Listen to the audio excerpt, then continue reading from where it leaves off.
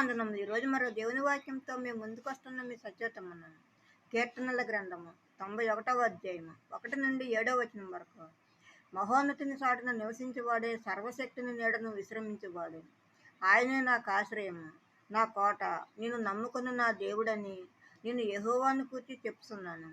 వేటకాని ఉరిలో నుండి ఆయన నిన్ను విడిపించును. నాశనకరమైన తెగులు రాకుండా నిన్ను రక్షించును. ఆయన తన రెక్కలతో నిన్ను కప్పును. ఆయన రెక్కల క్రింద నీకు ఆశ్రయం కలుగును. ఆయన సత్యము కేడమును దాలునై ఉన్నది. రాత్రివేళ కలుగు భయమునకైనను, పగటి వేళ ఎగురు బాణమునకైనను, చీకటిలో సంచరించి తెగులునకైనను, మధ్యాహ్నమందు పాడు చేయి రోగమునకైనను నీవు భయపడకుందువు. నీ ప్రక్కన 1000 మంది పడినను, నీ కుడి ప్రక్కన 10,000 మంది కూలినను అపాయం నీ వద్దకు రాదు. ఆమేన్. మరో దేవుని వాక్యంతో రేపు మీ ముందు ఉంటాను. అందరికీ శుభరాత్రి. మన ప్రభువును ప్రియరక్షకుడైన యేసుక్రీస్తు కృప, కాపుదల, రక్షణ, ఆశీర్వాదము మన అందరికీ ఇప్పుడు ఎప్పుడు సదాకాలం తోడై ఉండును గాక. ఆమేన్. ఆమేన్.